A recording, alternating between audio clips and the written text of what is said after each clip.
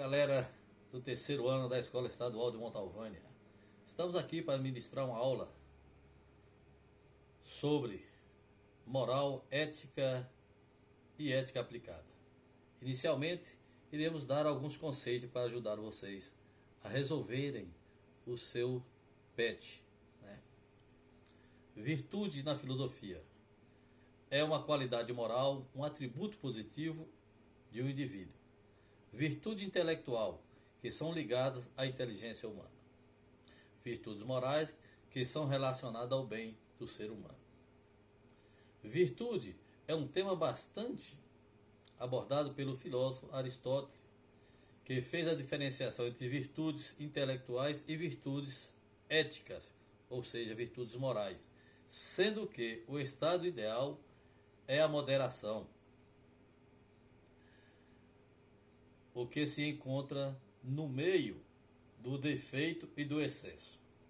Vamos ver o conceito também de prudência. O que é prudência?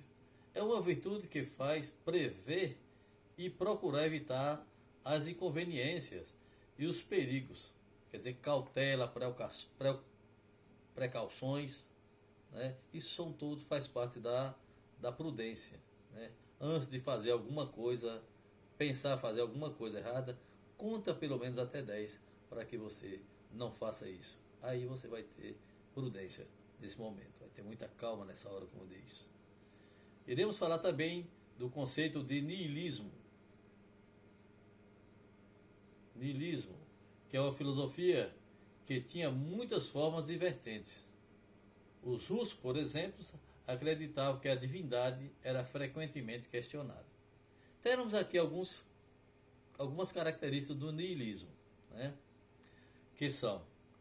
Que é uma corrente cética e pessimista. Céticos são todas aquelas pessoas que não acreditam no que falam, só acreditam no que vê. Não existe razão, sentido e significância na existência humana. Retirar a família, a religião e o estado da regência da felicidade humana.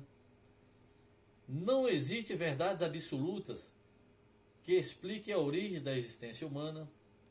O aspecto positivo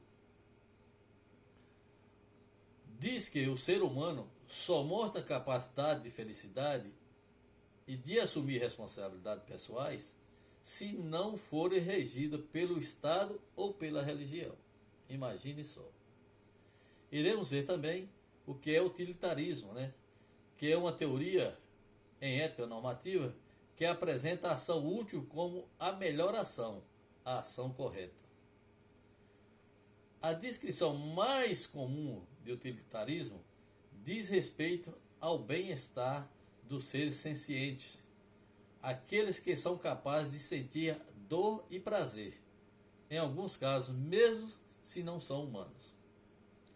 Vamos ver também o conceito de o que é hedonismo. Hedonismo consiste em uma doutrina moral em que a busca pelo prazer é o único propósito da vida. A palavra hedonismo vem do grego, que é hedonikos, que significa prazeroso, já que hedon significa o prazer. Como uma filosofia, o hedonismo surgiu na Grécia e teve Epicuro e Aristipo de Cirene como alguns dos melhores, dos nomes mais falados naquela época. Agora iremos passar para a nossa aula de moral, ética e ética aplicada. Iniciaremos falando sobre os valores, né? Diante de pessoas, coisas e situações, estamos constantemente fazendo avaliações. Juízo de realidade são afirmações de qualidade ou defeitos de coisas existentes. Juízo de valor são qualidades que mobilizam nossa atração ou repulsa. Valores são herdados em um primeiro momento. Moral e ética. O que é moral? Moral é um conjunto de regras que determinam o comportamento dos indivíduos em um grupo social. E ética? Ética ou filosofia moral é a reflexão sobre as noções e princípios que fundamentam à vida moral. Caráter histórico e social da moral.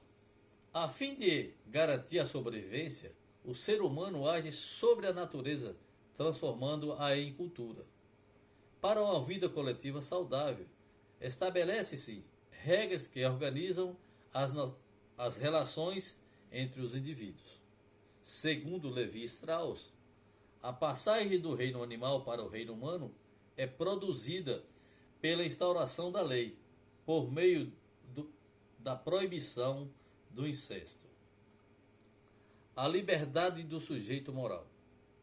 O ato só se torna propriamente moral se passar pelo crivo da aceitação pessoal da norma, quer dizer, a interiorização. A partir da adolescência, o indivíduo desenvolve o pensamento abstrato e a reflexão crítica e tende a se questionar sobre os valores herdados, que é o valor que herdou da família, o valor que herdou da comunidade. Quando criamos valores, não fazemos para nós mesmos, mas como seres sociais que se relacionam com os outros. Dever e liberdade. O ato moral provoca efeitos não só na passagem que age, mas naquele que a cercam e na própria sociedade como um todo. Para ser moral, um ato deve ser livre, consciente, intencional, mas também solidário. Responsável é a pessoa consciente e livre que assume a autoria do seu ato, reconhecendo como seu e respondendo pelas suas consequências. Se você fez coisa errada, você tem que pagar, é lógico, né? Desejo e vontade. O ato moral é um ato voluntário. O desejo resulta de escolha, já a vontade consiste no poder de reflexão que antecede a realização ou não do desejo. Seguir o impulso do desejo, sempre que ele seja manifestado, é a negação da moral e da possibilidade que qualquer vida em sociedade. Iremos falar agora sobre a bússola e a balança. Quando pesamos prós e contras de cada ação que fazemos, não apenas com a razão, mas também com a sensibilidade. Ao nos tornarmos mais maduros, partilhamos as alegrias, as aflições das pessoas que nos cercam, não só as de nossa convivência próxima, mas de qualquer ser humano. A bússola é o que norteia na direção do que é melhor para ser feito no plano moral. Já a balança, geralmente, em um prato da balança está o ponto de vista da moral, quer dizer, o justo a se fazer. E do outro está a vontade, a relação ou amizade ou outros. Ninguém deve transgredir as leis humanas, mas quando elas são injustas, é lógico, quando elas são injustas, nós vamos transgredir, é lógico, vamos procurar correr atrás dos nossos direitos, né?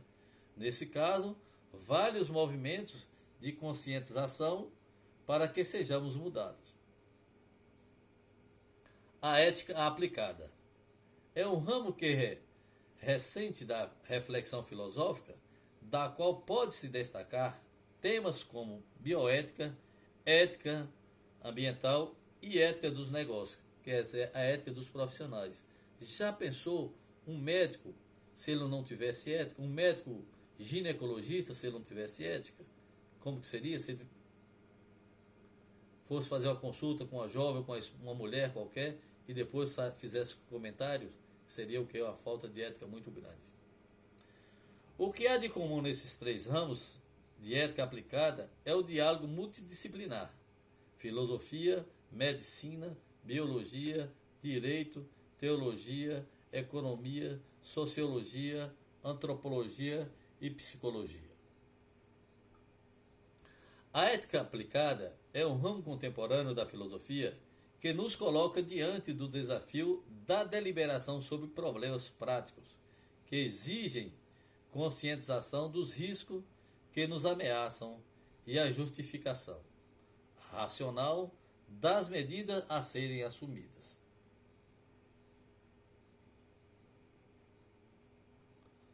O filósofo Carl Otto Apel, em 1922, ao considerar os efeitos da ciência aplicada em tecnologias que têm sido danosas ao ambiente, concluiu pela necessidade de desdobrar a reflexão ética em 3 níveis: a microesfera, a mesosfera e a macroesfera. A microesfera trata das ações da esfera íntima, como família e matrimônio, vizinhas. A mesosfera refere-se ao âmbito da política nacional. A microesfera aborda o destino da humanidade. Aprender a conviver. O delicado tecido da moral diz respeito ao indivíduo no seu foro íntimo, ao mesmo tempo que o vínculo às pessoas com as quais convive. Embora ética e política não se confundam, elas relacionam-se cada uma no seu campo específico. A política, ao estabelecer a justiça social a todos nós, permite que os indivíduos tenham condições de melhor formação moral. Já a vida moral é importante nos exercícios da cidadania, para que os interesses egoístas não se sobreponham aos coletivos. Era isso, meus alunos, que eu tinha para passar para vocês. Agora, vocês irão lá no livro didático de vocês, no capítulo 12, irão fazer uma atividade do PET elaborado por mim. Tenham bons estudos e fiquem com Deus. E nessa jornada tenho certeza que iremos vencer. Então, logo, fiquem com Deus.